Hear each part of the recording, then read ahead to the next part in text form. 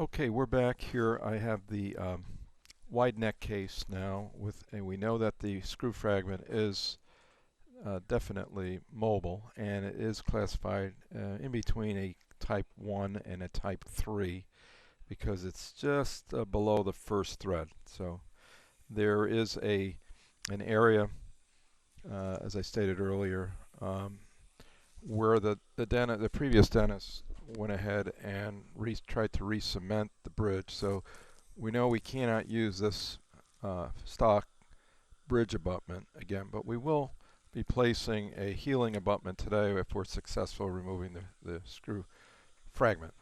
So in the mouth, number 30 position, that's exposed. We'll use our cleaning devices. This is a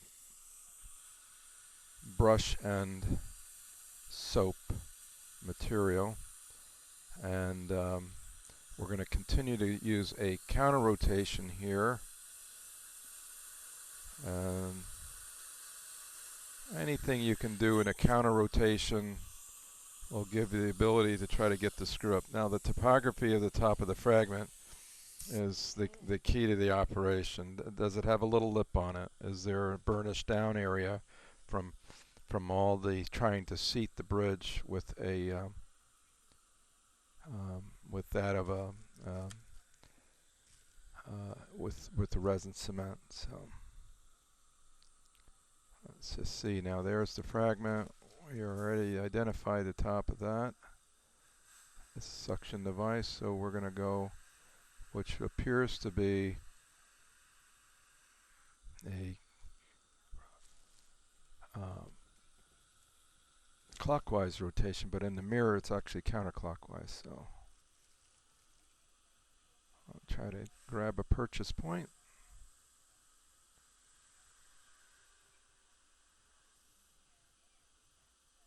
And we want to push it the other way, so it's going to go that way.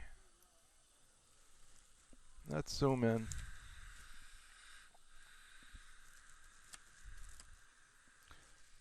So we'll use that little fracture lip as a reference, and now we'll start to spin it in that direction. Here we go.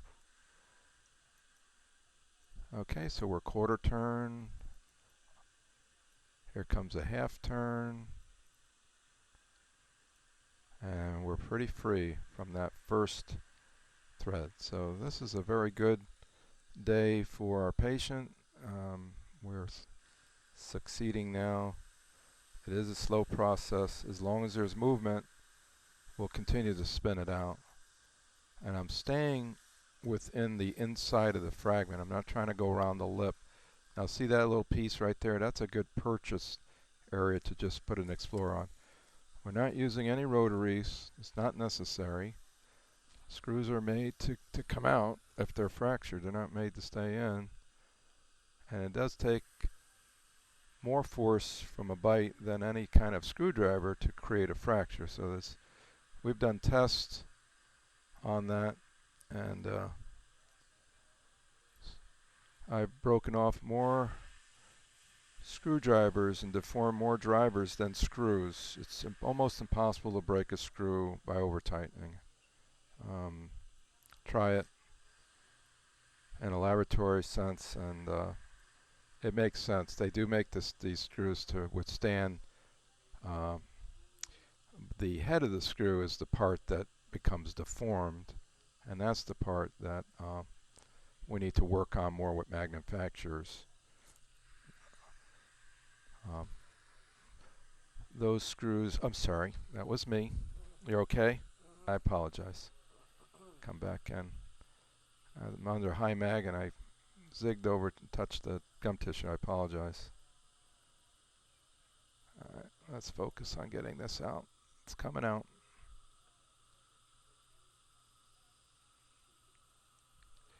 Okay, so I've got a little device I'm going to use to go in. It's a little fragment fork, and that should spin it out nicely for us. Maybe before I do that, I'll use the scaler. Maybe a scaler might give us a little better force here. Alright, and perhaps we can spin the rest of it out with the suction device.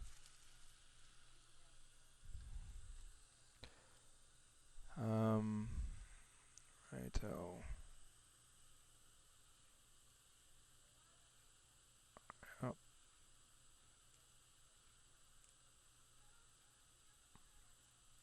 Nope.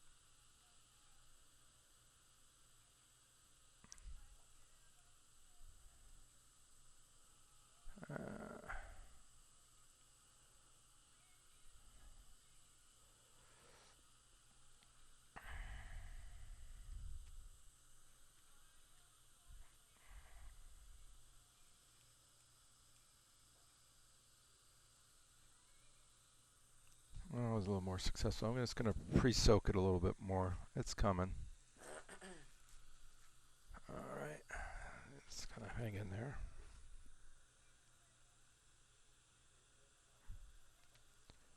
There we go. Let that. That's our pre-soak tartar and stain. Okay, we're going to rinse it. Sorry. It was burning a little. Did we get it? Yeah. Sorry about that. Alright. You bet. Let's see if we can just get this out with just a few more turns.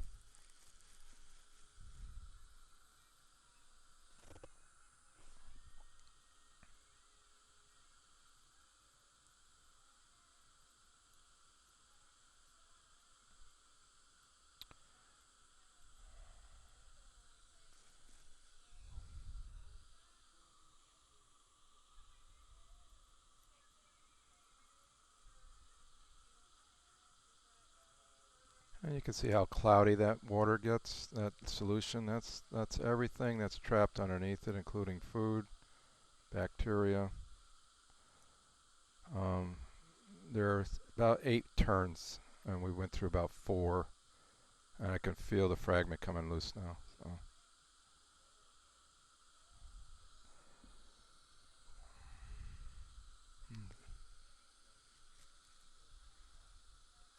And you see all that material that's in there now. It's very cloudy. It's confirming that we're penetrating past the threads now. We're clearing a path. And it's just about out. Once we remove it, we're going to save the fragment. We're going to investigate what, might be some issues with the threads internally. We don't know about that yet. So this is just about ready to come out now. See.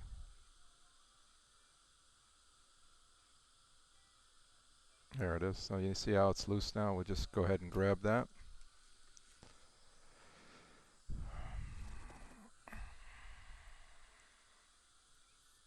Okay, out it comes. We're going to take it right over here. I'm just going to take a look at this fragment now. So first thing you want to do is look at the threads and see if they're damaged. And there it goes. And I'm also looking to see if there's any cement in those threads. I didn't see any. That's the base.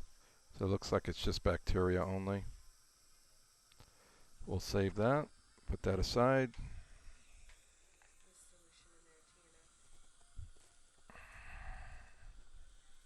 Take a look again.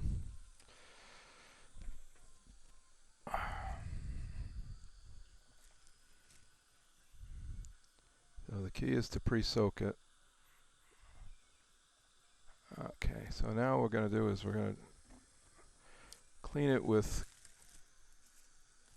a soap solution, chlorhexidine gluconate,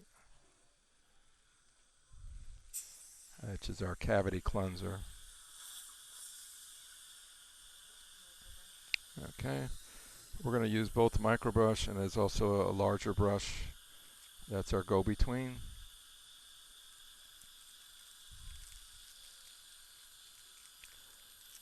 And you can see how cloudy that water is. You can see, and also what I like to do at times is I want to find out if were there any filings in there of metal.